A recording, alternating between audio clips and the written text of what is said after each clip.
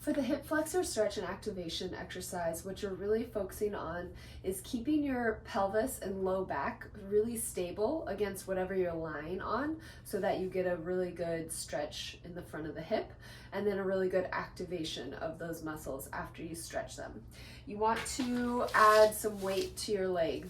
Most of the time, a person's leg is not heavy enough to get an adequate stretch and adequate activation. So I recommend at least 5 pounds ankle weights, or you can purchase a single kettlebell, 5 to 10 pounds, and you can hook your toes into the kettlebell. I'll demonstrate both.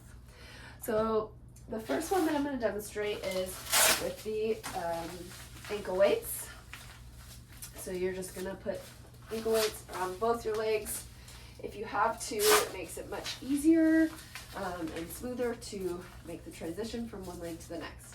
You're going to sit on the edge of a box, if you have a plyometric box, or the edge of a table or your kitchen countertop, whatever you can find that will support you and get you high enough off the ground to do this stretch.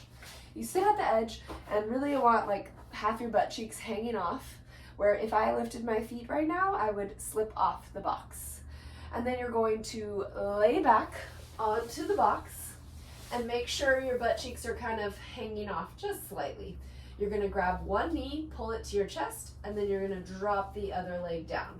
So in this position here, you should be feeling a good stretch of your hip flexor and quadricep.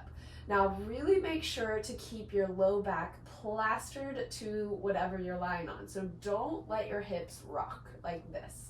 So really engage these lower abdominal muscles here to keep your low back flat.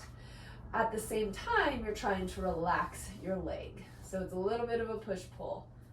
So after about 20 seconds of letting the leg stretch in this position, then you do 5 to 10 lift and lowers. And you're really focusing on good controlled movement. And I want you to imagine these lower abdominal muscles here are doing the work.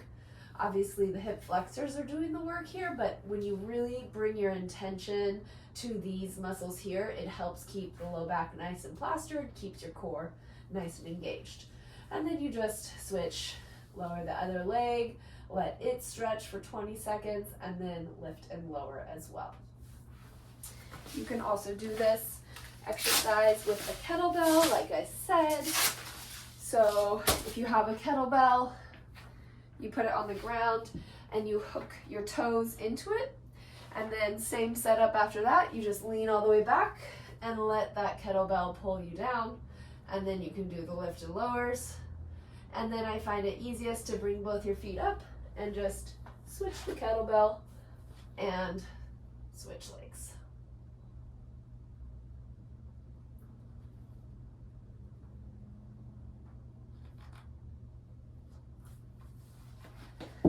That's the hip flexor stretch and activation.